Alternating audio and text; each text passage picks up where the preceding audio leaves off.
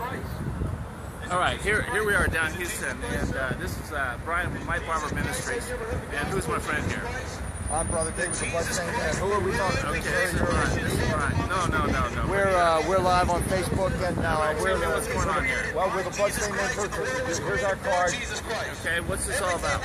This is the Bloodstained Men Protest. Take your microphone out of my face, though. Okay. Oh, you got our card. Okay, so you'll find out what we're up to. Don't stick your microphone in my face, though. It means to glorify you and give you life with Him, or if it means your destruction in hell. And every single good thing that you experience.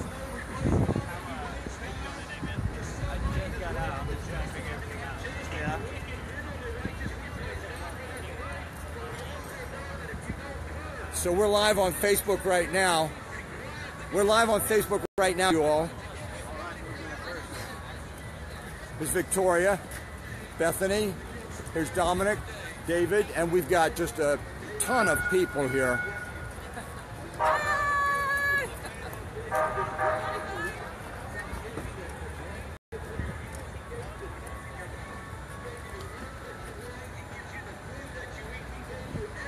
So we're, you can see that there's quite a crowd. I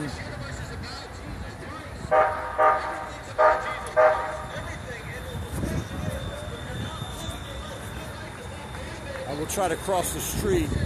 The police have been cordoning us off. They've restricted us to this free speech area.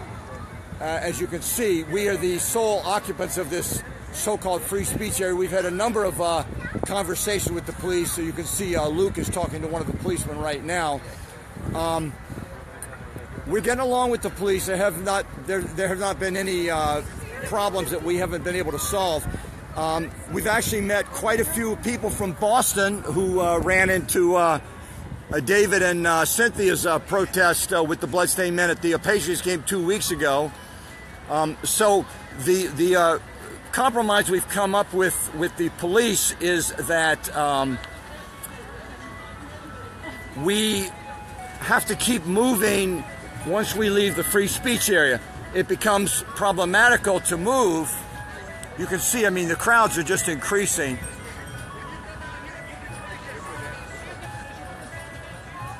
And we've got some street preachers over here with a megaphone or with an amplified sound system, and they are creating a problem for us to talk to people on that corner. They have a amplified sound system that is just booming.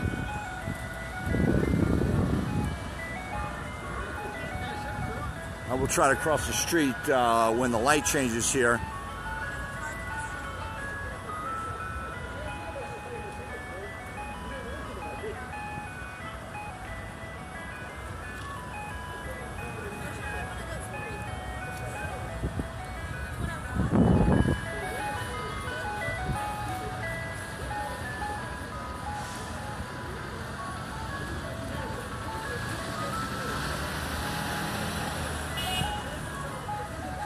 Okay, now we can cross. I hope you had that on. I hope you had that on camera. We're Did you live hear right what he now. was saying? I He didn't. said that he was pointing to me and going, "This old man may say he's a Christian, but he cares more about penises than he cares about Christianity." Yeah, these are. He's like, maybe if he held a sign about Jesus, he'd actually be harassed and mocked. So you can see, ladies and gentlemen, we're in the middle of thick crowds, and we have been getting a lot of positive feedback. A lot of people are taking cars, and we really have not seen much negativity.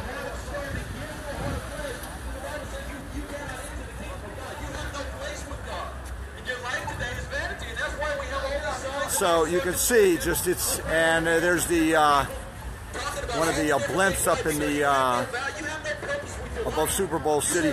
What this is, it's several days of special events in downtown Houston before the Super Bowl itself. The Super Bowl itself will be several miles away from here. So the police have told us. The police have told us that.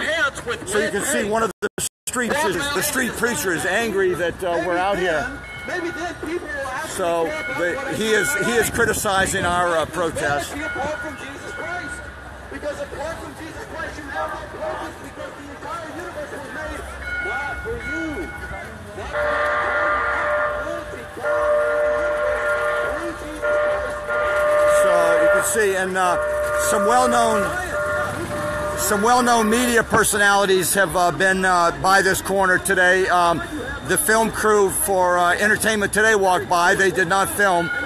We've interviewed with several media today. I don't want to name them because we don't know if they will broadcast what they got. And one media person told me that he had seen the broadcaster named Shep. I believe his name is Shep Smith with Fox News.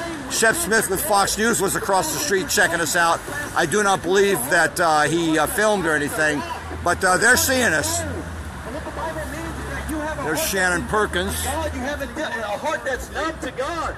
In the same way, if you pick up a stone or a rock, it has no feeling in it. It's cold. Shannon Perkins from she's part of the road crew. Shannon, how's it going? That's the kind of heart that you have. That's the heart that Glenn came down from Michigan.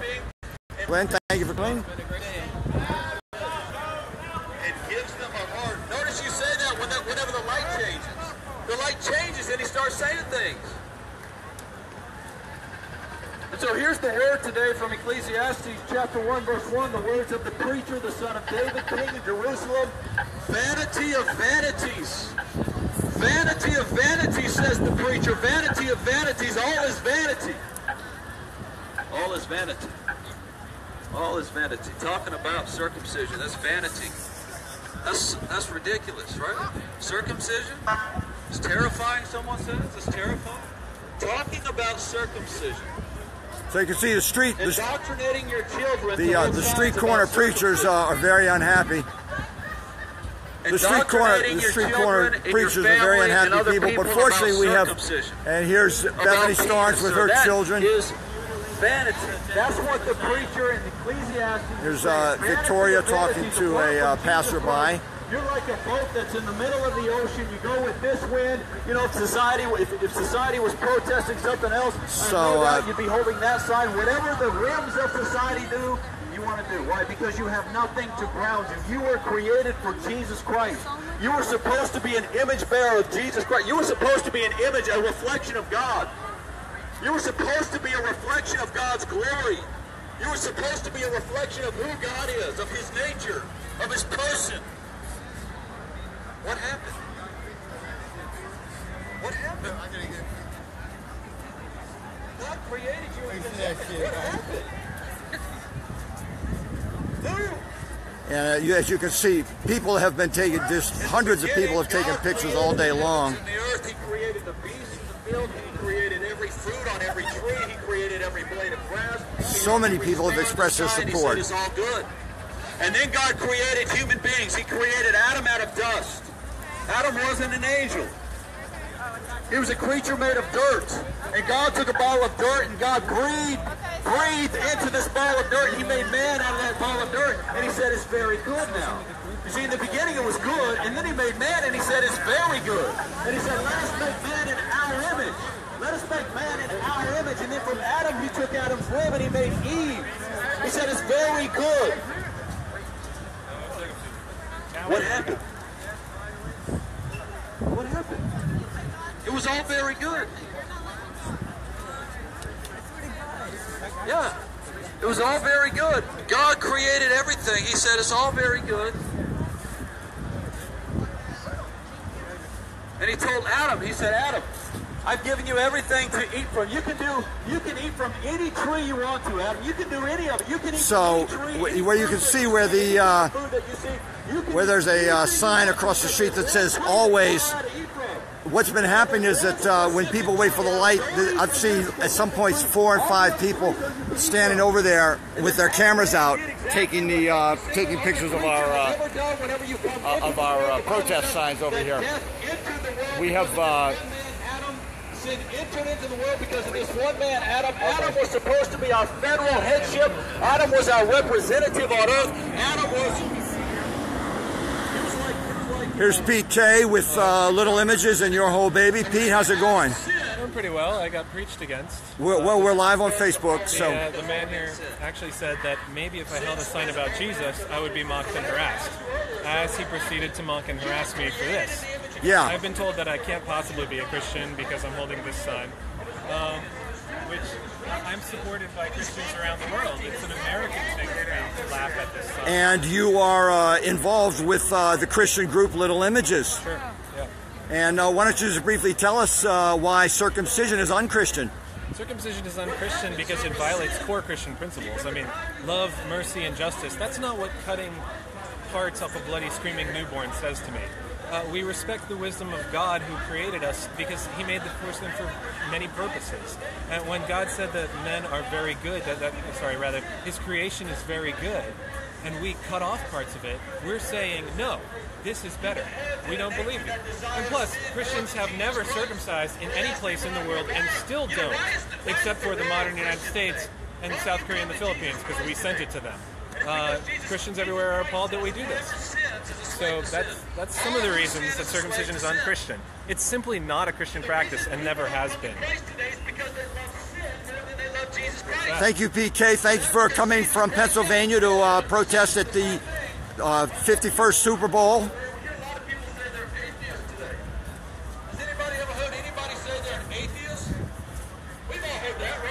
You can see, ladies and gentlemen, just the traffic just comes in hordes and hordes of it.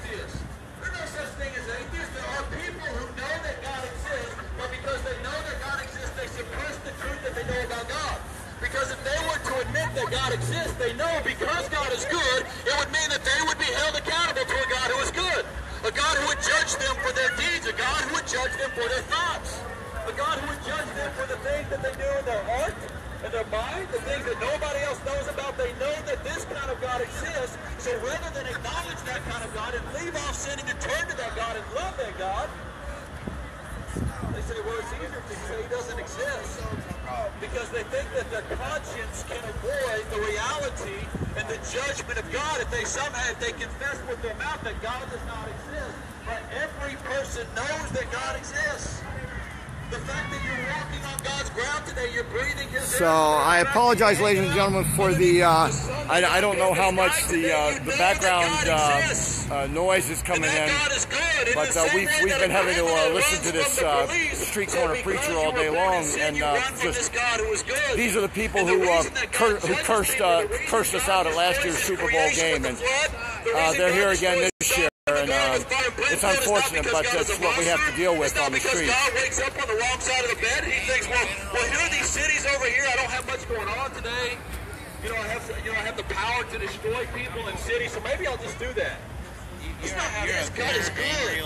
The reason that God destroys cities is because he looks upon men, he looks upon women, and he sees that every thought of the imagination of their heart is only evil continuously, all the time. In other words, there has not passed through your head a single thought that was not rebellious, that was not tainted with some kind of selfishness, some kind of So here we are in the thick of the Super Bowl city crowds on Friday. We expect it to be even more crowded tomorrow, Saturday. This thing is just kicking off. I will do my best to bring you the live action from the front lines here in Houston. Thank you, Intactivists, American, Canadian, Australian, European, UK, around the world, Israelis, all of you. Thank you so much for what you're doing to help us end this scourge of genital mutilation in the United States. It's just a shameful, disgraceful thing that we are doing. And here there's another.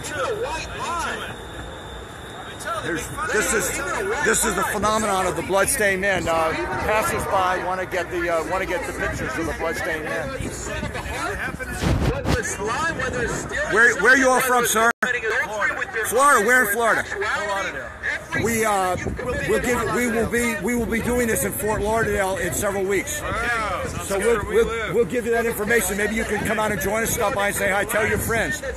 And we've been meeting. Take a picture. We've been meeting people all day long from cities in Florida, and they are really excited to when they hear that we're going to be in their city in several weeks. Such a good God, he's going to make sure that sin is paid for. And this happens all the time. And here we got.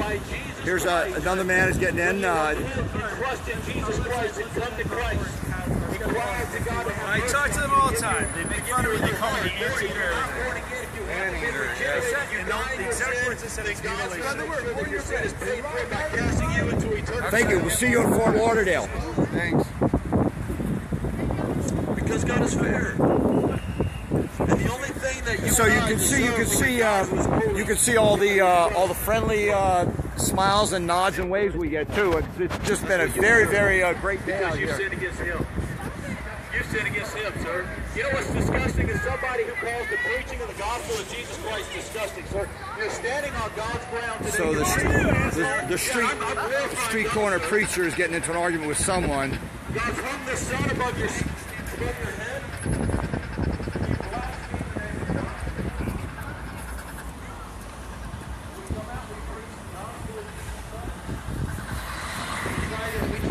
So I'm trying to figure out what's going on the street and also conclude this live broadcast, because I think you've pretty much seen what we've been doing today.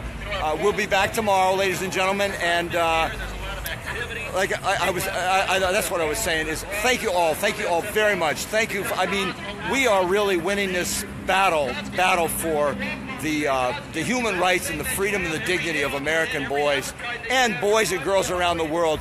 When we end genital mutilation in the United States, it will reverberate around the world. And as many of you know, and as I've posted numerous times, you cannot end girl circumcision without ending boy circumcision. People around the world are not hypocrites. They understand that it's the same thing. Girl circumcision, boy circumcision, human genital mutilation. We don't differentiate between boys, girls, or intersex. It's a crime against a child. Thank you, ladies and gentlemen. I will see you on Facebook tonight with a few more details of today's protest, and be back live tomorrow at one or more opportune moments.